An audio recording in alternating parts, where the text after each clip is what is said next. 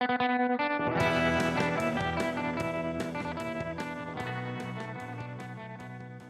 there, grammar splainies. I did a listen and repeat video on words like student, Harden, didn't. These are words in which the D and the N are pronounced together. There's no vowel in between. In standard American English, we do not say student, Harden, didn't. That is a regional variation, and you can see from the dictionary that the preferred pronunciation drops that vowel. But then we have words like this, accident, resident, where there is a vowel in between the D and the N. It's almost always the schwa. So what's the rule? When do you use the one sound and when do you use the other? Well, it all depends on what comes before the D.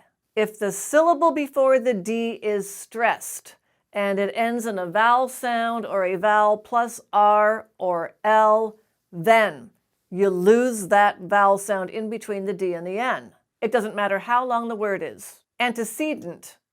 Antecedent. The stress comes in the syllable just before the D, so you lose the vowel that comes after it. And this rule also applies to words ending in ence, like credence. It also applies to words ending in ant or ance, like discordant or concordance. And this is why it's so important to know the stress of English words. I want to look at this word as a particular example. This word is pronounced imprudent. The stress comes right before the D, so we lose that vowel sound in between the D and the N. But if you remove the R from this word, you have a completely different word with a completely different meaning. This word is pronounced impudent.